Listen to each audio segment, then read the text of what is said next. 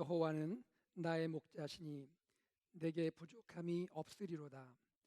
그가 나를 푸른 풀밭에 누이시며 쉴 만한 물가로 인도하시는도다. 아멘.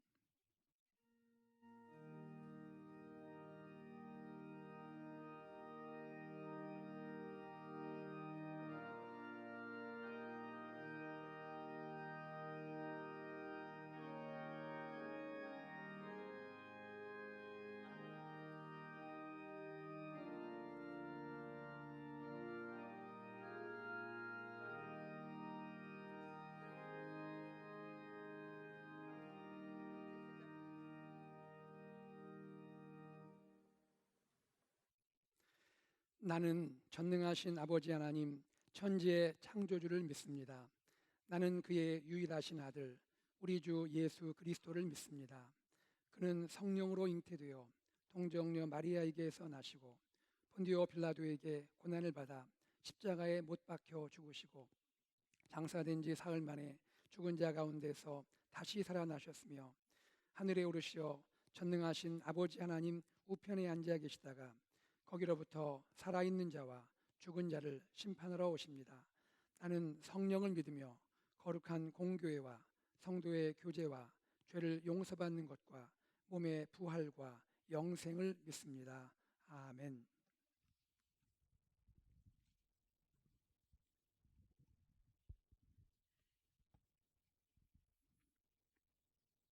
만물의 통치자이신 여호와 하나님, 하나님의 거룩하신 이름을 찬양합니다. 우리가 죄인이었을 때에 먼저 찾아와 주셔서 죄에서 건져 주시어 우리를 의롭게 여겨 주시고 영생을 약속해 주신 사랑과 은혜의 하나님, 자비로우신 아버지 하나님께 모든 감사와 찬양과 영광을 돌려드립니다. 1년이 넘는 팬데믹 기간 동안 우리 공동체를 지켜주셔서 이제 성도들이 이곳에 모여서 예배를 드릴 수 있기까지 은혜를 내려주시어 인도해 주심에 감사드립니다. 또 여전히 상황이 안 되어서 각각 있는 곳에서도 이 시간 함께 한 마음으로 하나님께 예배를 드릴 수 있는 기술과 헌신하는 일꾼들을 허락해 주심에도 감사드립니다. 항상 신실하심으로 우리에게 좋은 것만 주시고 싶어 하시는 하나님께 믿음이 부족하여서 불평과 불신으로 보답하는 저에게 긍휼을 베풀어 주시옵소서. 또 하나님께로부터 받은 한없는 은혜와 사랑을 이웃들에게 베풀어 나누어 주지 못하는 저희를 불쌍히 여겨 주시고 용서해 주시옵소서. 자비로우신 하나님 아버지, 저의 모든 허물을 예수님의 보혈로 감싸 주셔서 우리가 거룩하신 하나님 앞에 온전히 설 수 있게 해 주시기를 간절히 구합니다. 이 시간 성령님께서 우리 모두에게 찾아와 만나 주시고 채워 주셔서 우리 마음속에 우리를 하나님으로부터 멀어지게 하는 모든 걸림돌들을 치워 주시옵소서.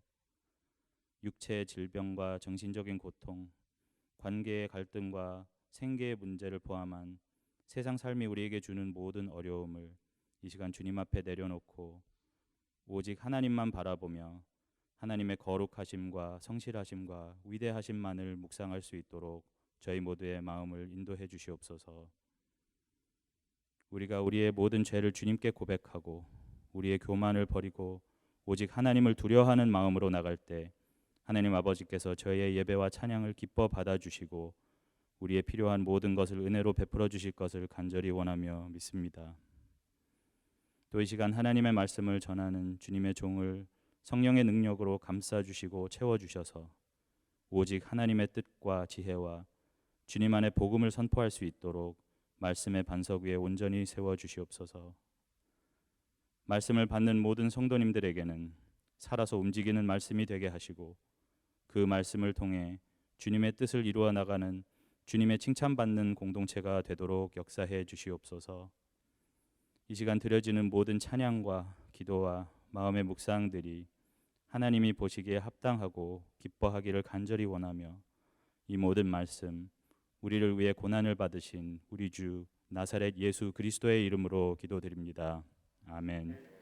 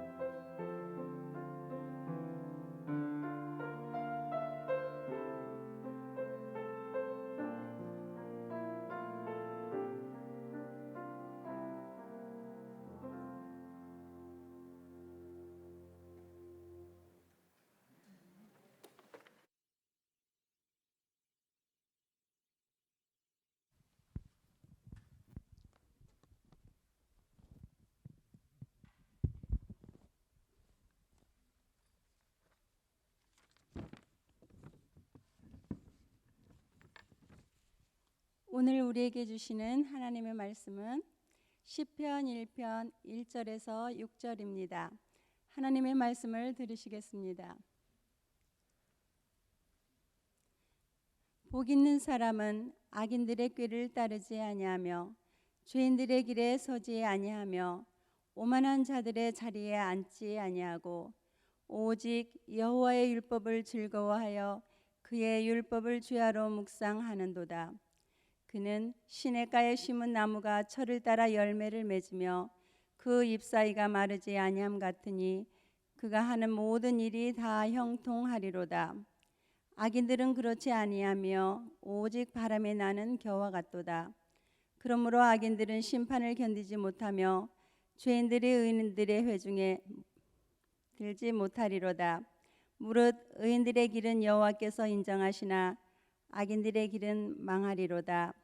이것은 살아계신 하나님의 말씀입니다.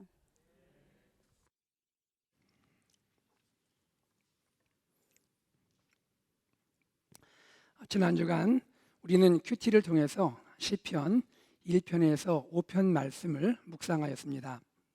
그러면서 시편이 무엇인지 생각해 보았고 또 그 맛을 느낄 수 있었습니다. 시편은 무엇입니까? 시편은 시 모음이죠. 하나님을 향한 시인의 마음, 하나님을 향한 시인의 고백, 하나님을 향한 시인의 간구, 이런 것들을 모은 시, 그 시들의 모음이 시편입니다. 시편을 노래한 시인들은 누구일까요? 시인들은 지금부터 2500년 전에서 또 멀리는 3500년 전에 그 시대를 살았던, 고대의 시대를 살았던 사람들입니다. 우리와는 시대적인 상황이 다르죠. 자동차도 없습니다. 셀폰도 없어요. 인터넷 안 됩니다. 그러나 시인들과 오늘 우리들 사이에 공통점이 있습니다. 시인들도 우리와 같이 생각하고 우리와 같이 느끼고 또 우리와 같이 의지를 가지고 살아갑니다. 우리와 똑같이 지성을 가지고 세상을 이해하고 감정으로 마음을 표현하고 의지를 발휘해서 현실을 극복하고자 하는 것이죠. 그리고 우리처럼 매일 자신의 일상을 살아갑니다.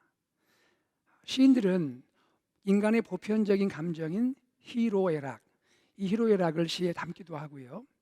자신이 처한 특수한 상황에서 내면 깊은 곳에 있는 것을 끌어내어서 시로 표현하기도 합니다.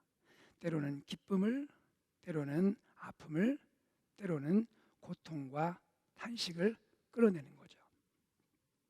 시편의 시인과 일반 시인, 즉 세상의 시인과 차이가 있다면 무엇일까요? 시편의 시인의 마음에는요, 일반 시인, 즉 세상의 시인에게는 없는 하나가 있습니다. 시편의 시인에게만 있는 하나가 있습니다. 그것은 말씀입니다. 하나님의 말씀이에요. 시편의 시인들은 삶 속에서 고뇌를 하고 살아가지만 그러나 그 마음에 하나님의 말씀이 있습니다. 말씀 안에서 아파하고 슬퍼하고 말씀 안에서 부르짖고 회복되고 말씀 안에서 위로와 용기를 얻고 말씀 안에서 하나님을 찬양하는 것이죠. 이것이 시편의 시인의 모습인 것입니다. 이런 점에서 우리는 시편을 이렇게 정의할 수 있을 것 같습니다.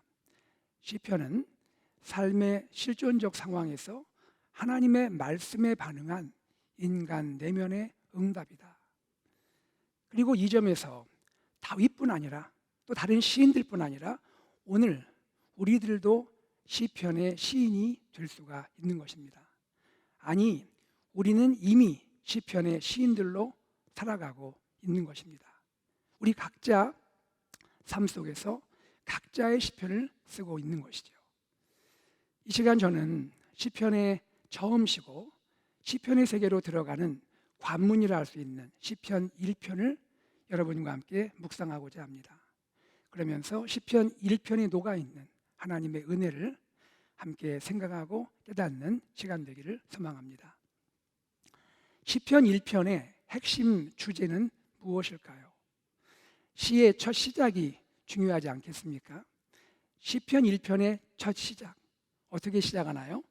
복 있는 사람은, 복 있는 사람은. 1절의 시작이요. 히브리 원어의 표현을 생각하면 이렇게 표현될 수 있습니다. 복이 있다 이런 사람은, 복되도다 이런 사람은. 영어로 번역하면 Blessed is the man who, 이렇게 표현할 수가 있는 것이죠. 여기서 할 수 있는 것이 무엇일까요? 시편 1편은 복을 말합니다.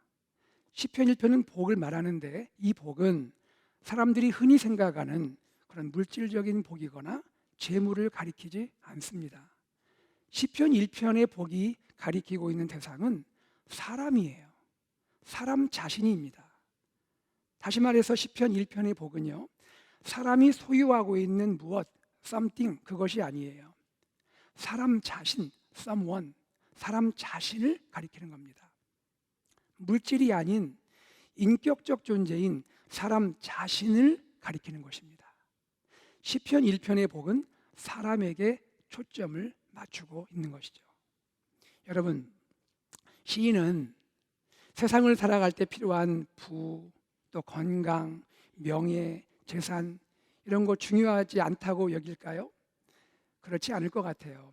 시인도 잘 알 겁니다. 함께 공동체 생활을 하고 함께 인간 사회 속에서 살아가고 있잖아요.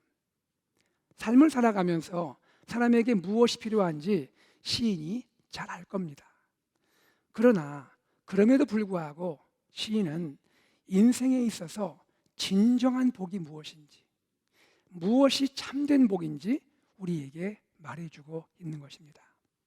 이 점에서 시편 1편의 복은 마태복음의 예수님의 산상수훈 중에 8복과 상통합니다. 예수님께서 복을 말씀하실 때에도 사람에게 초점을 맞추시지 않습니까? 예를 들어서 심령이 가난한 사람, 애통하는 사람, 온유한 사람. 발복설교에서 예수님은 사람이 복이 있고 사람이 복되다고 가르치고 계시는 것이죠. 이렇듯 시편 1편의 핵심 주제는요, 복 있는 사람, 복된 사람이라 할 수가 있습니다. 여러분, 그러면 복 있는 사람은 누굽니까? 누가 복된 사람일까요? 시인은 두 가지로 말씀을 합니다. 첫째, 복 있는 사람, 복된 사람은요, 삶의 경계를 세우는 사람이에요. 삶의 경계를 세우는 사람. 삶의 경계를 세운다. 무슨 뜻입니까? 인생에서 하지 말아야 할 것이 무엇인지를 선을 긋고 그 선을 지켜나간다는 것입니다. 시편 1편 1절 말씀 한번 읽겠습니다.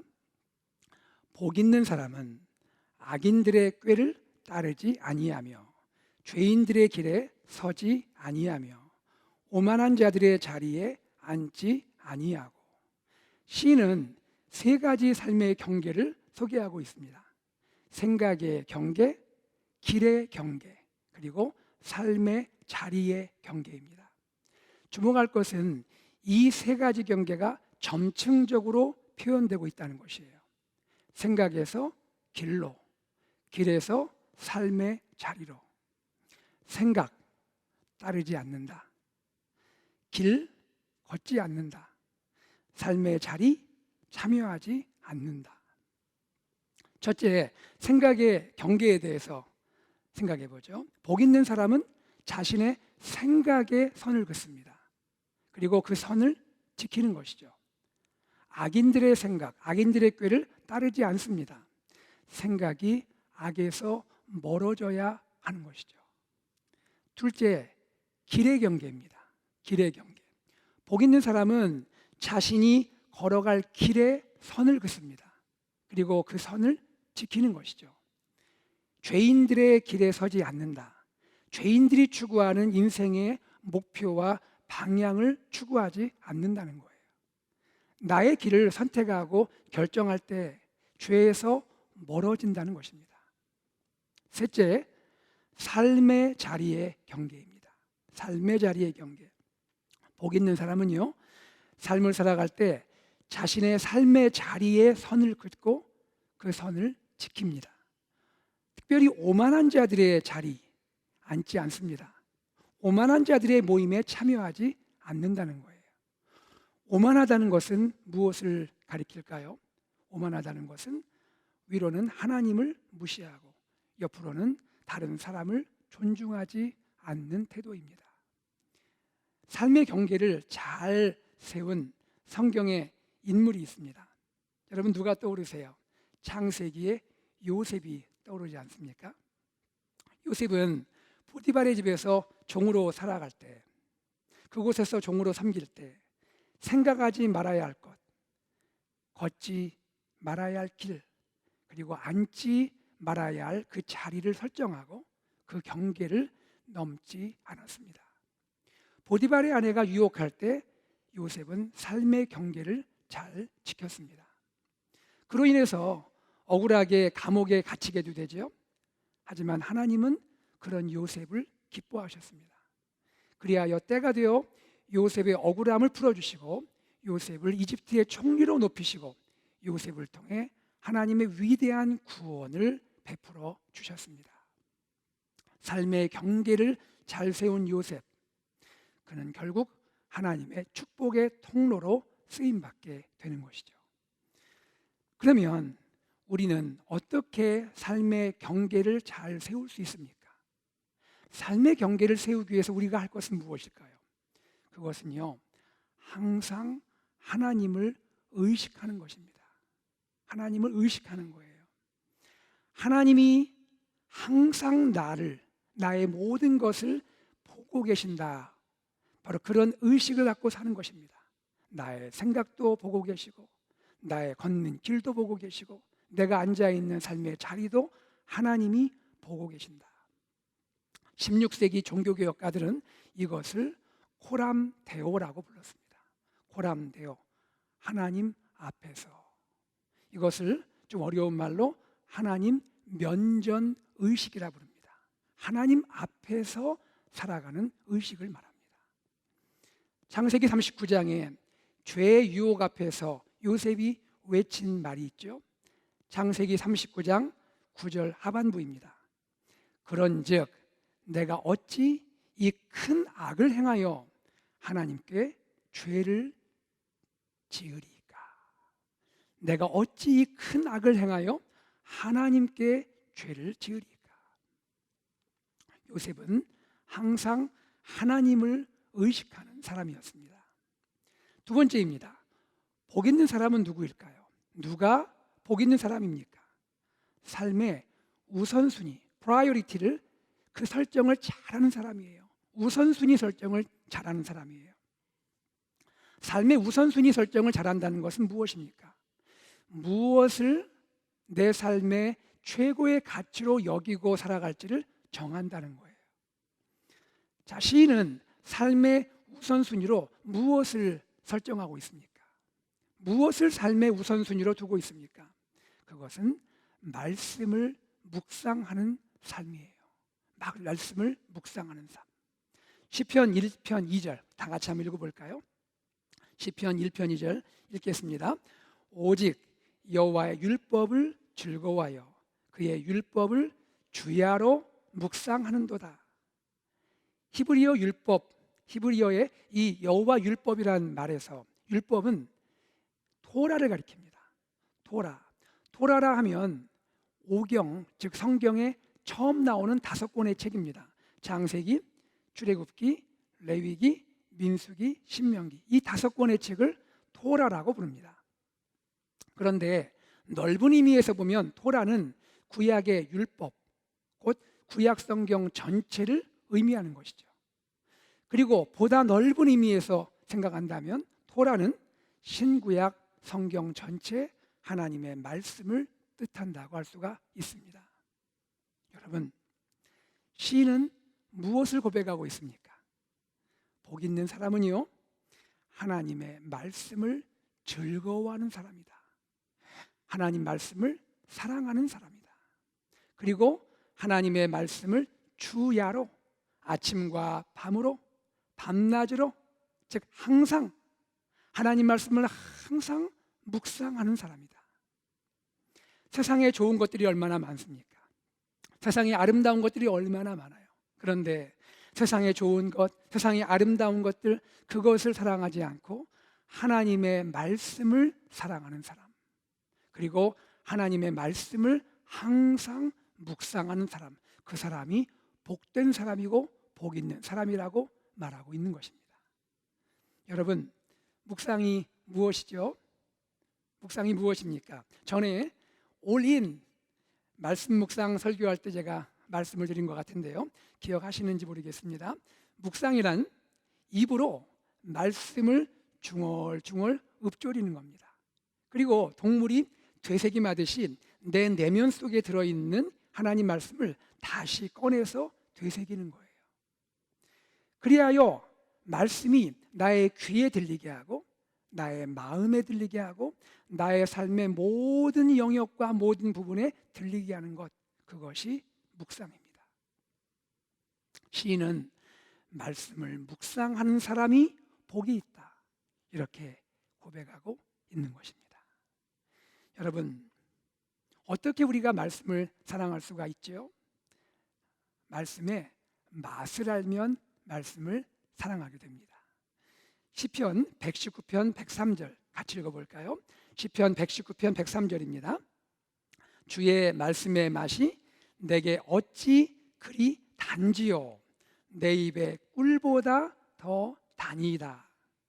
아이가요, 한번 꿀맛을 보잖아요.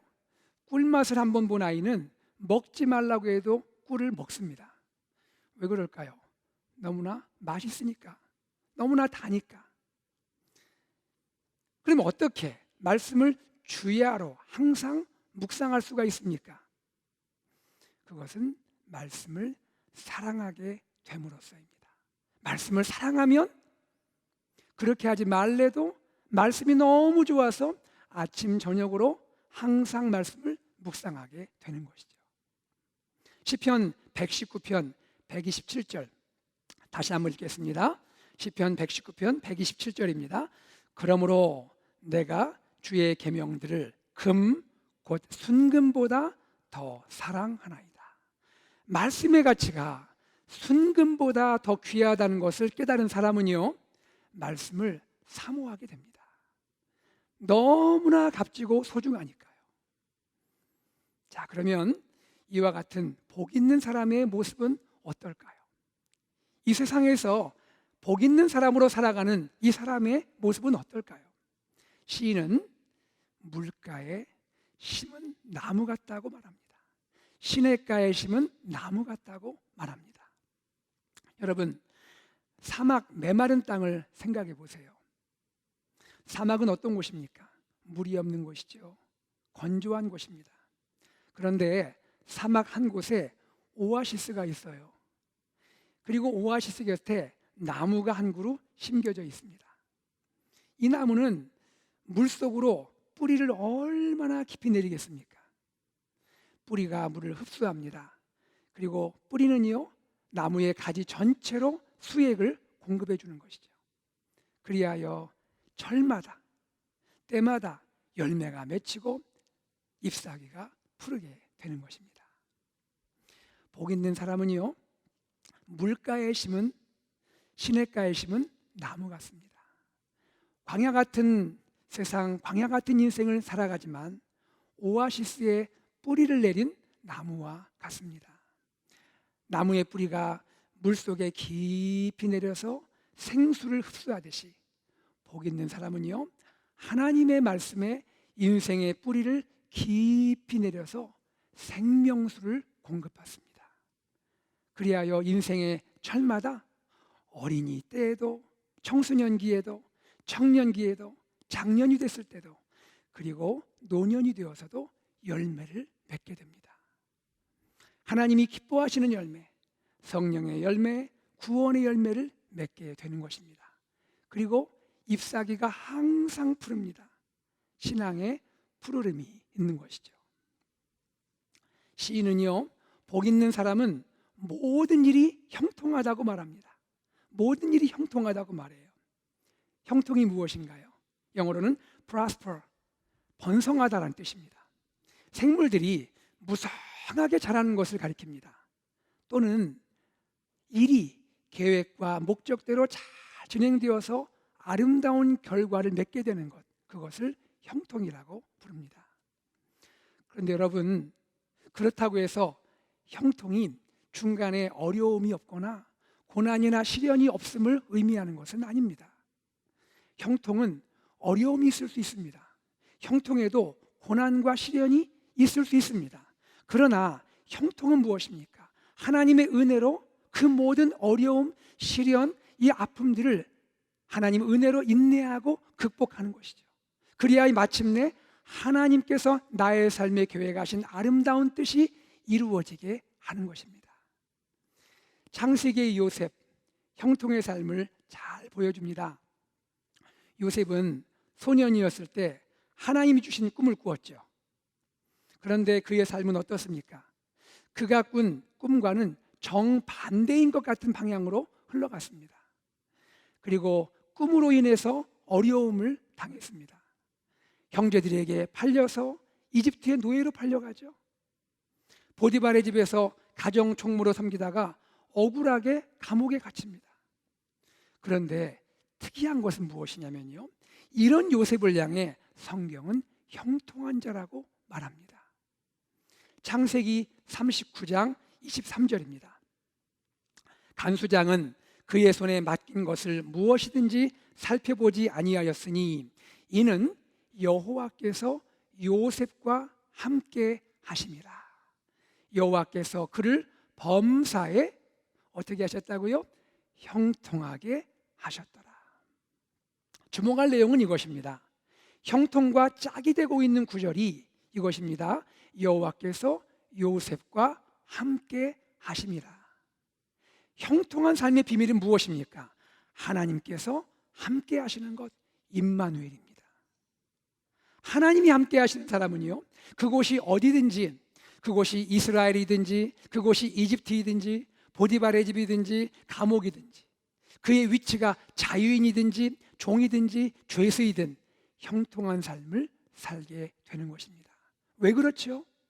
하나님은 하나님이 사랑하는 자의 삶을 통해서 모든 것이 합력하여 하나님이 원하시는 선을 이루게 하시기 때문입니다.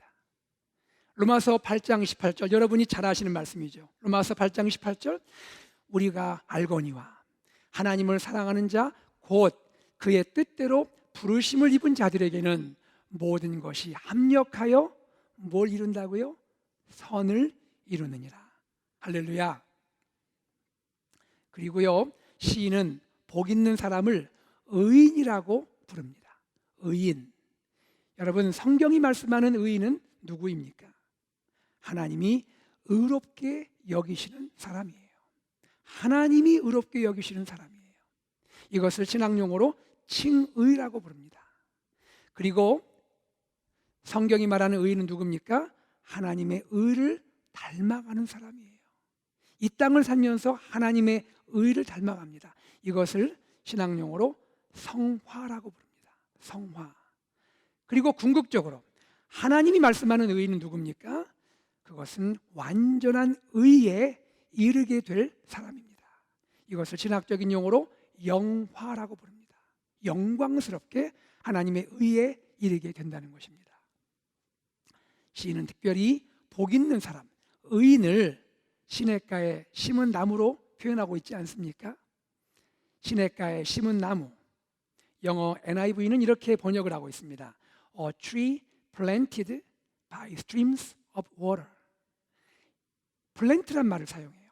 여기에서 플랜트란 말은 누군가가 식물을 어떤 장소에 심는다는 의미입니다. 그렇다면 시냇가에 심은 나무라는 것은 무엇입니까? 누군가가 이 나무를 시냇가에 심었다는 것입니다. 우연하게 또는 나무 스스로 시냇가에 심겨진 것이 아닙니다. 누군가가 이 나무를 시냇가에 심었습니다. 누가 심었을까요? 하나님이시죠. 하나님이 이 나무를 그 광야 덥고 그 광야 힘든 환경 가운데 오아시스 옆에 심어 놓으신 겁니다. 하나님은 자격 없고 부족한 사람들, 우리들을 생명의 시냇가에 심어 놓으신 거예요. 그리하여 하나님은 우리를 은혜로 살리시고 그리스도 예수의 십자가의 은혜로 살려주시고 은혜로 살리신 우리를 이제는 의로운 삶을 살도록 인도해 주십니다. 그리고 하나님의 성품을 닮은 의인으로 살 수 있도록 우리 삶을 주관하고 계시는 겁니다. 하나님은요, 하나님의 자녀인 우리들이 세상에서 의인으로 살아갈 수 있도록 두 가지를 인도해 주세요. 첫째, 우리가 생각에서, 길에서, 삶의 자리에서 죄를 멀리 하도록 가르치십니다. 그리고 두 번째는 항상 말씀 묵상의 삶을 살도록 격려해 주십니다. 끝으로요, 시인은 의인과 악인을 비교하고 있습니다. 의인과 악인을 비교합니다. 의인은요, 하나님께 인정을 받습니다. 그런데 악인은 결국 멸망하게 됩니다. 악인은 누구입니까? 바람에 나는 겨와 같다고 했어요. 바람에 나는 겨. 평소에는 겨가 곡식과 비슷해서 분간하기가 어렵습니다. 그런데 바람이 휘익 불잖아요. 추수의 날, 심판의 날이 다가오잖아요. 겨는 날아갑니다. 왜 그럴까요? 가벼우니까. 인생이 너무나 가벼우니까 바람에 휙 하고 날아가 버리는 겁니다. 사라져 버리는 거예요. 그는 의인들과는 영원히 다른 길로 가게 됩니다. 그리고 그의 길은 멸망으로 마치게 되는 것입니다. 사랑하는 여러분, 시편 1편을 묵상하면서 우리는 어떤 마음을 가져야 할까요? 두 가지를 생각할 수 있습니다. 첫째는 하나님께 감사하는 마음을 가져야 합니다. 하나님은 나 같은 죄인을 예수님의 십자가의 보혈의 은혜로 구원하셔서 복 있는 자가 되게 하셨습니다. 얼마나 감사합니까? 또한 이 땅에서 살아갈 때 복 있는 자로서 의인으로서 살도록 인도해 주시고 우리의 길을 영원히 인정해 주십니다. 그러니 얼마나 감사합니까? 두 번째, 우리는 어떤 마음으로 살아야 할까요? 말씀 묵상에 헌신하는 마음을 가지고 살아야 합니다. 여러분, 이제 6월입니다. 6월의 첫 주일이 되었습니다. 우리 성도님들 전교인에게 큐티 책자 생명의 삶 교재를 나눠드렸죠. 어린이에게도 유스 학생에게도 청년에게도 EM과 KM 성도님들에게도 나눠드렸습니다.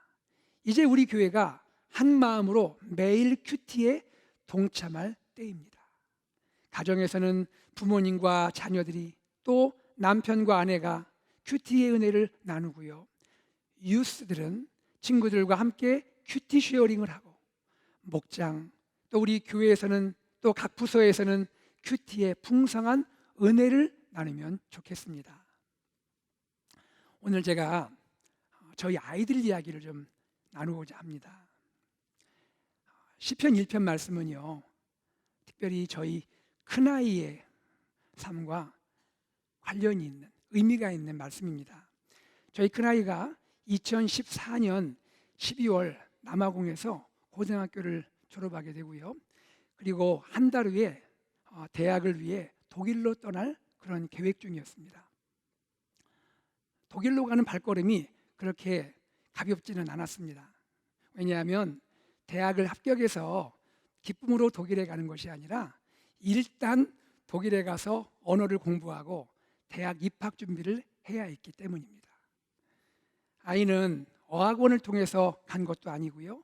모든 것을 혼자 다 준비해야 하는 그런 상황이었습니다. 저희 아이가 남아공을 떠난 날이요, 특별한 날이었습니다. 그날이 12월 25일 크리스마스였습니다. 떠나기 전에 아이에게 어떤 말씀으로 격려하고 어떤 말씀으로 축복할지 하나님께 기도했어요. 하나님, 저희 아이에게 어떤 말씀을 마지막으로 제가 나눌 수 있을까요? 하나님, 말씀을 주세요. 그때 하나님께서 저에게 시편 1편 말씀을 주셨습니다. 출발하는 날 아침에 아이를 오게 해서 아이에게 시편 1편 말씀을 한 절 한 절 풀어주었습니다. 아이는 이후에 독일로 넘어갔고 독일에서 지내면서 언어의 장벽, 또 문화의 장벽, 때로는 사람과의 관계에 그런 어려움들, 또 무엇보다 어려움이 컸을 거예요. 그런데도 감사하게도 학교 공부를 잘 마치고요, 작년 10월에 대학을 졸업하게 되었습니다. 하나님의 은혜입니다. 그런데 지난 2월에 한국 군대에 입대를 했거든요. 한 3개월 지났습니다. 한국 군대에 간 지 3개월 지났는데 2주 전에 아이에게서 연락이 왔습니다. 훈련 중에 무릎 십자인대가 끊어졌대요. 그리고 연골이 찢어졌답니다. 그래서 급하게 수술을 해야 하는 상황이 된 거예요. 아이와 통화를 하게 되었고 저는 아이를 안심시켜주고 기도해 주었습니다. 그때 아이에게 이렇게 말했습니다. 재혁아, 수술 전에 시편 1편과 시편 23편 말씀을 묵상하면 좋겠다. 그러면서 제가 이렇게 물었습니다. 재혁아, 시편 1편 말씀을 기억하니? 그때 저희 아이가 이렇게 이야기합니다. 아빠, 저 독일 갈 때 아빠가 들려준 말씀이잖아요. 감사하게도 수술은 잘 됐습니다. 그리고 지금 회복 중인데요, 앞으로 9개월 정도 지나면 회복이 다 된다고 합니다. 지금 저희 아이가 힘든 시간을 지내고 있습니다. 하지만 저는 저희 아이가 시편 1편 말씀처럼 복된 사람, 하나님의 사람으로 형통의 삶을 살아갈 줄로 믿습니다. 저희 둘째 아이 이야기를 할게요. 2015년 8월에 저와 아내와 둘째 아이가 남아공에서 미국으로 건너왔습니다. 저희 아이가 남아공에 있을 때요, 섬겼던 한인교회 중고등부 출석을 했는데 한인교회 중고등부 학생 수가 무려 4명이었습니다. 다 선교사님들 자녀였어요. 한 명은 회장, 한 명은 부회장, 한 명은 총무, 마지막 한 명은 회계 겸 서기였습니다. 멤버의 전체 간부화였습니다. 그런데 미국에 와서 한인들이 많은 것을 보고 저희 아이가 굉장히 놀란 것 같아요. 제가 전에 섬겼던 그 교회 KCPC의 유스 경우에는 그 한어부와 영어부 다 합해서 우리 유스 학생들이 한 400명 정도 되었습니다. 처음에는 어색하고 낯설어서 적응하기가 쉽지 않았던 것 같아요. 그런데 말씀 묵상을 시작하면서 적응하기를 시작했습니다. 저희 교회에 겨자씨 교회 소식지가 있잖아요. 제가 먼저 섬기던 교회에는 제자들이라고 하는 소식지가 있습니다. 그 제자들이라는 이 소식지에 저희 아이가 2016년 이 소식지에 글을 하나 썼는데 글의 제목이 뭐냐면 큐티 화이팅입니다. 큐티 화이팅. 저희 아이가 8학년 때 쓴 글인데요, 아이 글 중에 몇 부분을 좀 여러분에게 읽어드리도록 하겠습니다. 어느 주일에 목사님께서 멘토링과 큐티에 대해 설교를 하셨는데 그때 많은 은혜를 받고 실천해 보겠다는 마음이 생겼답니다. 하지만 아는 형이나 누나가 별로 없어서 힘들었어요. 그런데 그날 밤 준혁이 형한테 전화가 와서 이야기하다가 큐티하자는 마음이 딱 통했지요. 그날부터 바로 큐티를 시작했답니다. 큐티를 통해 은혜 받은 것을 나누고 기도 제목도 서로 나누었죠. 나에게 매일 큐티하도록 도전을 준 형은 진정한 멘토입니다. 형을 통해 다른 관점에서 말씀을 읽는 것을 배웠고 또 형의 성숙함을 배웠습니다. 형도 저의 순수함을 발견하지 않았을까요? 제가 지칠 때 형이 저를 격려해 주었고 형이 힘들 때는 제가 조금이라도 도움이 되지 않았을까요? 큐티와 멘토링을 통해 말씀으로 하나 된 공동체가 무엇인지 배웠습니다. 시간이 흘러서 저희 아이는 대학교 1학년이 되었습니다. 얼마 전 아이와 통화하게 되었는데요, 유스 때 친구들과 지금도 매일 큐티로 교제하고 있답니다. 앞으로 저희 아이가 살아가면서 경험할 일이 많겠죠. 또 처음 걷는 길도 있을 겁니다. 저는 저희 아이가 말씀과 함께 말씀 안에서 살아가기를 간절히 바랍니다. 여러분, 묵상은 멈추지 않습니다. 묵상은 힘이에요. 말씀을 맺겠습니다.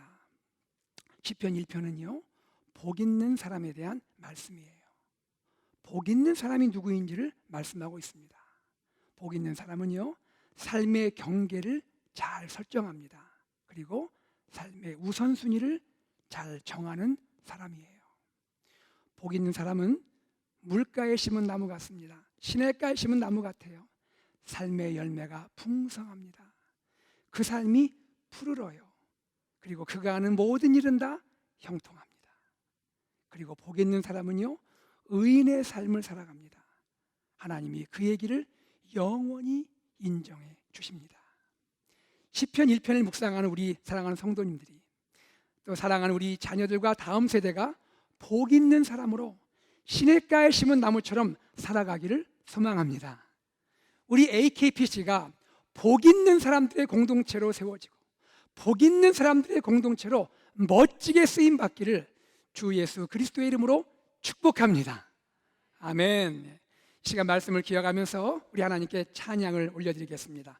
우리가 찬양을 드릴 때 내 평생 사는 동안 주 찬양하리, 여호와 하나님 내 주를 찬양하리, 주님을 묵상함이 즐겁도다, 내 영혼 주 안에서 참 기쁘리. 우리 이 시간 하나님께 찬양을 올려드리겠습니다.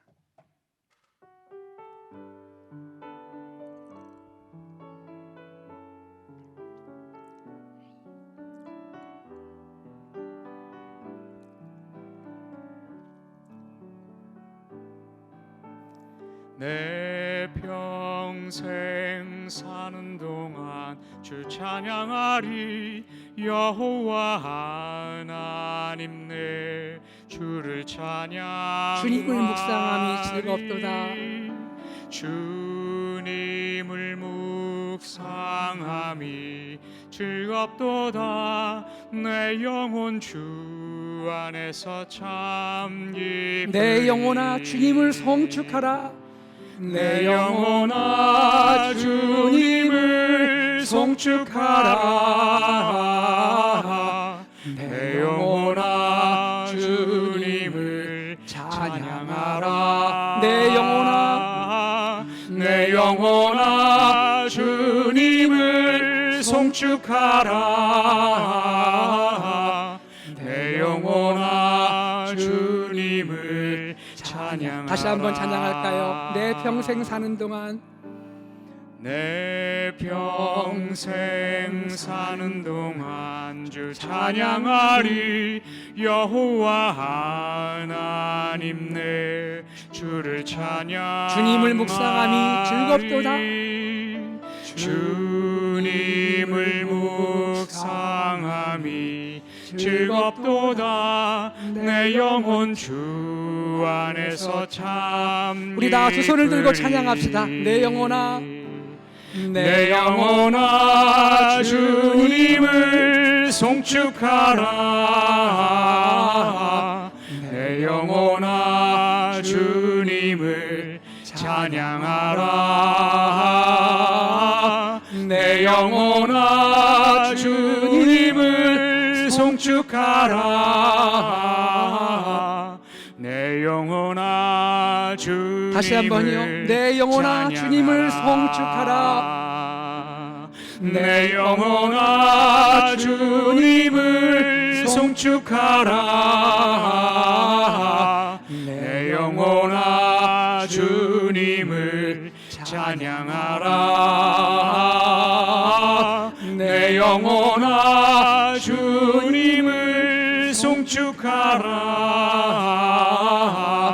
내 영혼아 주님을 내 영혼아 주님을 찬양하라. 내 영혼아 주님을 찬양하라. 내 영혼아 주님을 찬양하라. 내 영혼아 주님을 찬양하라. 사랑하는 성도님들, 이 시간 기도하기 원합니다. 오늘 말씀을 기억하면서 하나님, 복 있는 사람이 되기 원합니다. 복 있는 사람으로 살기를 원합니다. 시냇가에 심겨진 나무처럼 그렇게 아름다운 삶을 살기를 원합니다. 주여 삶의 경계를 잘 설정하고 지키게 하시고 삶의 우선순위 하나님 말씀 묵상하는 것을 나의 우선순위로 두고 살게 하여 주옵소서. 우리 다 함께 기도하겠습니다. 하나님 아버지 감사합니다. 고맙습니다.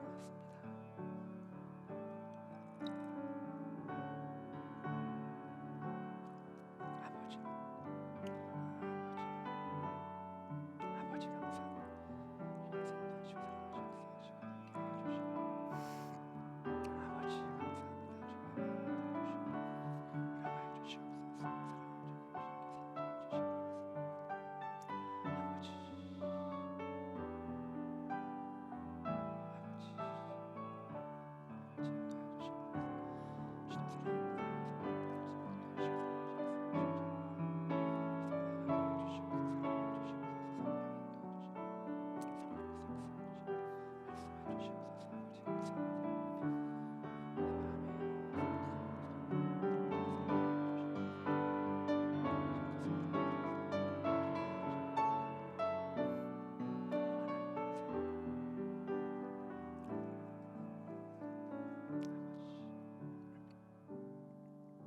하나님 아버지 고맙습니다.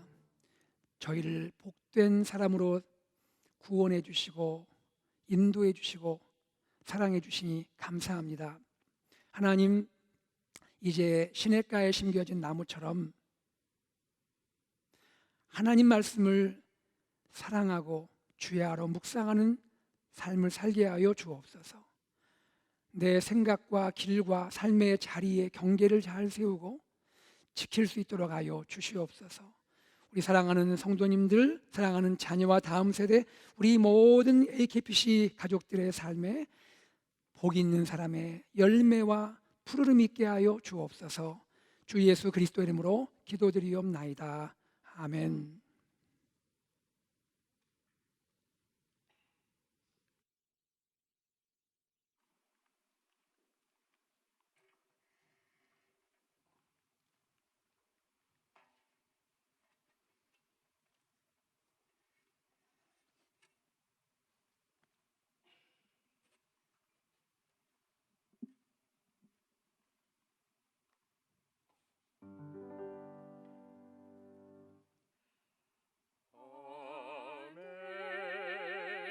Amazing grace, how sweet the sound that saved a wretch like me.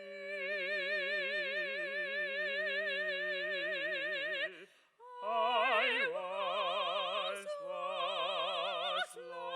lost, but now am found. Was blind, but now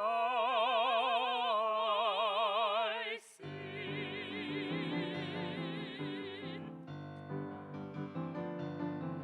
'Twas grace that taught my heart to fear, and grace my fears relieved. How precious, precious grace, that grace did appear the hour I first believed. Through many dangers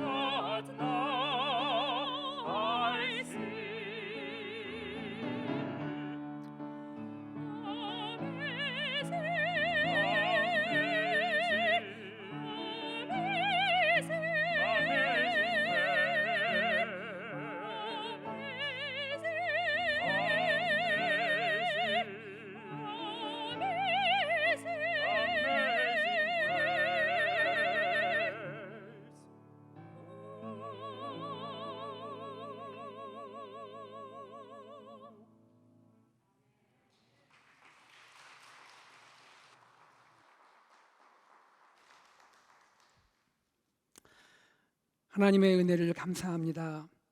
지난 한 주간에도 주님의 풍성한 은혜와 사랑과 보호하심 가운데 저희를 지켜주시고 오늘 이렇게 복되고 귀한 주일 허락하셔서 현장에서 가정에서 좋으신 주님을 예배하게 하심을 감사합니다. 하나님, 우리의 삶의 모든 것은 주님이 우리에게 주신 선물인 줄 알고 우리가 마음과 또 사랑과 정성을 담아 주께 예물을 드리오니 이 예물을 받아 주옵소서. 하나님, 우리 가정을 주님께 올려드리오니 축복해 주시고 우리의 일터, 직장과 비즈니스에 함께 하시고 또 우리의 학교와 우리의 모든 삶의 현장 가운데 은혜로 허락하여 주시옵소서. 하나님, 사랑하는 자녀들에게 지혜와 총명과 꿈과 비전 허락하시고 부모님과 우리 어르신 성도님들에게 건강과 평강과 기쁨을 베풀어 주옵소서. 사랑하는 성도님들 삶에 함께 하시되 고난 가운데 계신 성도님이 있습니까? 주님 위로하시고 또 힘주시고 잘 이기고 승리하게 하시며 또 질병 가운데 하나님의 치유의 손길을 구하며 간구하는 우리 환우 성도님들을 기억하셔서 주님 피 묻은 손으로 만져주시고 고치시고 회복하시고 일으켜 주시옵소서. 아버지 하나님, 어스틴과 미국과 또 한국과 세계 열방을 주님께 올려드리오니 사랑하시고 축복하시고 북한의 동포들을 기억하여 주시옵소서. 선교사님들의 가정과 사역을 축복하시고 팬데믹이 속히 지나가도록 은혜 허락하여 주시옵소서. 감사드리며 우리 주 예수 그리스도 이름으로 기도드리옵나이다. 아멘. 할렐루야. 오늘 예배에 참여하신 모든 성도님들을 주님의 이름으로 환영합니다. 현장에 오셔서 예배드리는 성도님들, 또 가정에서 예배드리는 모든 분들 주님의 은혜와 사랑이 넘치기를 소망합니다. 오늘 처음 예배에 참석하신 새가족분들이 계시면요, 온라인으로는 우리 교회 홈페이지에 가시면 온라인 새가족 등록 클릭하시면 저희가 환영해드리고요, 또 현장 예배에 처음 나오신 새가족분이 계시면 예배 위에 오른쪽에 새가족실로 오시면 저희 새가족 위원들이 여러분을 따뜻하게 환영해드리도록 하겠습니다. 주일 현장 예배 재개 안내입니다. 지난 주일부터 현장 예배가 재개되었고요, 현장 예배와 실시간 줌 예배가 동시에 진행되고 있고 교회 웹에서 녹화 영상 참여하실 수 있습니다. EM, 청년부, 유스, 어린이 부서 현장 예배는 점진적으로 재개할 계획입니다. 당분간 마스크 착용과 사회적 거리 두기를 유지하고자 합니다. 성도님들께서 협조해 주시면 감사하겠습니다. 전교인 큐티 트리 페스티벌 광고된 대로 8월 말에 새로 단장된 AKPC 산책로에서 이루어집니다. 말씀 묵상 생활권장을 위해 6월과 또 돌아오는 7월에 전교인에게 생명의 삶 큐티 교재를 제공해 드릴 계획입니다. 헌금 후원하실 분들은 지정 헌금함과 벤모를 통해서 큐티 교재라고 쓰시고 헌금하셔도 되겠습니다. 2021년 제1기 새가족 입교식, 참 감사한 일인데요, 팬데믹 기간에도 하나님이 새가족들을 많이 보내주셨습니다. 오늘 2부 예배 계획이 돼 있었는데 개인 사정과 팬데믹 상황으로 참석이 좀 어려우셨습니다. 그래서 오늘 입교식 행사는 하지 않고 이 시간에 해당하는 분들 성함을 제가 호명하겠습니다. 김동섭, 최지연 교우님, 문채호, 전유진 교우님, 이유리 교우님, 이현석, 이현주 교우님, 임재형, 김민정 교우님, 좌니, 김진희 교우님, 모두 귀한 새가족들입니다. 우리 새가족분들이 한 가족 될 수 있도록 여러분 기도해 주시고 격려해 주시고 사랑해 주시면 감사하겠습니다. 6월 주요 행사는 참고하시고요, 오늘 오후 3시에 온라인으로 당회가 있습니다. 어린이 여름성경학교 VBS가 내일부터 금요일까지 오전 10시부터 오후 12시까지 온라인으로 진행됩니다. 우리 아이들이 얼마나 사모하는 행사입니까? 우리 만 3세부터 5학년까지 참여하는데요, 진행하시는 우리 교역자분들, 선생님들, 발런티어 모든 분들, 또 우리 어린이들 기쁨의 잔치가 되도록 기도해 주시기를 바랍니다. 지난주에 이어서 대학원 졸업하신 분들을 기쁜 마음으로 다시 한번 좀 소개를 해드리고자 합니다. EM에 졸업하신 분들입니다. 죄인 최, 알렉스 황, 제시 존, 아이리스 킴, 민준 킴, 네이슨 킴, 주디 곽, 에이프릴 권, 민혁리. 청년부입니다. 김진호, 노주은, 박성호, 박소진, 안혜성, 이명상, 이예림, 조희진, 귀한 분들입니다. 이분들이 앞으로 공부라든지 또 사회 직장생활하든지 시냇가에 심겨진 나무처럼 그렇게 살 수 있도록 기도해 주시면 감사하겠습니다. 축하 소식이 있습니다. 우리 사랑하는 김하철 목사님, 지난주에 할아버지가 되셨습니다. 목사님과 사모님 할아버지 할머니 되셨는데요, 그 테오돌의 원킴 손주를 보셨습니다. 우리 아기와 산모 다 건강하고요. 그 엄마는 전아름, 아빠는 김정효, 이렇게 아빠 엄마입니다. 우리 건강하게 성장하도록, 또 산모 건강하도록 기도해 주시면 감사하겠습니다. 치유기도 메디슨 은송이 우리 어린이 위해서 계속 기도하고 있는데요, 이번 주 6월 10일에 심장 수술이 예정되어 있습니다. 그 갓난 아기가 심장을 오픈해 수술합니다. 여러분 꼭 기도해 주셔서 이번 수술 잘 되면 평생 같은 일로 수술하지 않아도 된다고 합니다. 여러분께서 기도해 주시고요. 지난주에 이어서 이번 주도 김하철 목사님 릴레이 금식 기도가 진행됩니다. 여러분 참여해 주셔서 감사하고, 또 이번 주에 참여하실 분들은 또 사인업 하시고 기도하시면 되겠습니다. 지휘자 공모 주보 참고하시고요. 6월 6일까지 지원 서류를 제출하시면 되겠습니다. 선교 중보기도 6월 달에는 태국 박재구 선교사님을 위한 기도를 하겠습니다. 치유를 위한 기도 주보에 나와 있는 우리 귀한 한 분 한 분을 위해서 기도 부탁을 드립니다. 오늘은 특별한 시간을 갖겠습니다. 그동안에 참 사랑으로 정성으로 우리 지휘하시고 솔리스트 섬기셨던, 오늘 헌금송 하신 지휘자 솔리스트 사임을 하게 됩니다. 이제 앞으로 하나님께서 새로운 길로 인도하실 텐데요, 두 분에게 교회에서 감사패를 전달하도록 하겠습니다. 두 분 좀 이쪽으로 나오시겠습니까? 우리 김태환 지휘자님, 그리고 솔리스트 섬기신 우리 비키 류양, 감사패를 챙겨 이쪽으로 올라오시죠. 네. 먼저 한번 성도님들께 한번 인사하시겠어요?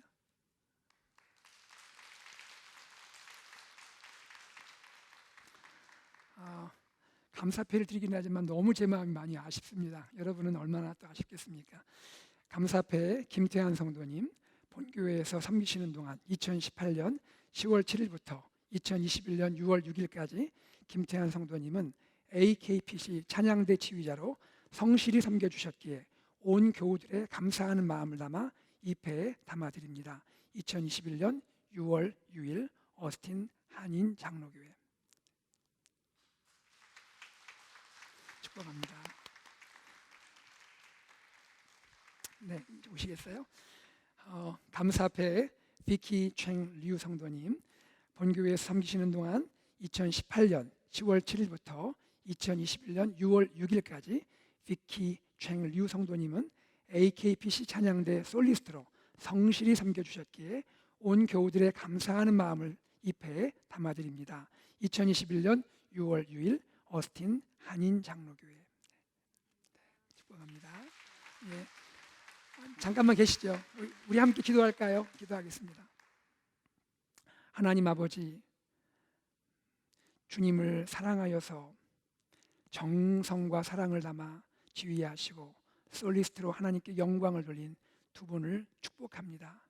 하나님, 시냇가에 심긴 나무와 같은 귀한 분인 줄 알고 그 앞길들을 축복합니다. 하나님께서 인도하여 주시옵소서. 그동안 섬기신 아름다운 헌신을 주님이 기억하시고 또 앞으로의 삶 가운데 하나님께서 축복의 길 열어주시고 또 기도로 교통하게 하시고 두 분을 통하여 많은 사람이 주님을 알고 그리스도를 알고 주님께 돌아오도록 인도하여 주옵소서. 강건케 하시고 성령 충만하게 하여 주시옵소서. 귀한 사랑에 감사드리며 우리 주 예수 그리스도 이름으로 축복하고 기도드리옵나이다. 아멘. 다시 한번 우리 두 분께 박수하겠습니다.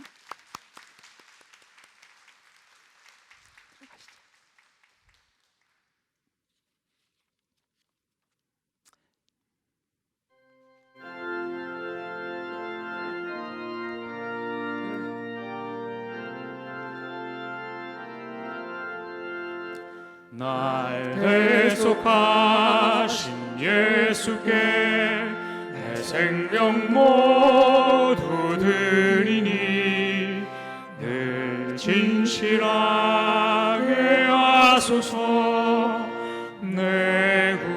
예수여 나 구주 위에 살리라 대기쁨할 양 없으리 내 갈 길 인도하소서 내 구주 예수여 3절 찬양하겠습니다. 주 십자가에 달리사 날 자유하게 했으니 내 몸과 마음을 주위에 다스게 하소서 나 구주 위에 살리라 내 기쁨할 양 없으리 내 갈 길 인도하소서 내 구주 예수여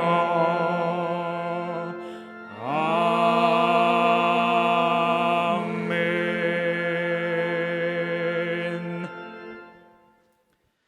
주 예수 그리스도의 은혜와 하나님의 사랑과 성령의 교통하심이 복 있는 사람 되어 의롭게 열매 풍성하게 푸르게 그렇게 살면서 하나님께 영광을 돌리고 많은 사람들에게 하나님의 기쁨을 나누기를 원하는 AKPC 사랑하는 모든 성도님, 우리 모든 가족들 위해 앞으로 하나님의 인도를 따라 새로운 믿음의 길을 걸어갈 지휘자님, 솔리스트 그 걸음 위에 이제로부터 영원토록 함께 있을지어다. 아멘.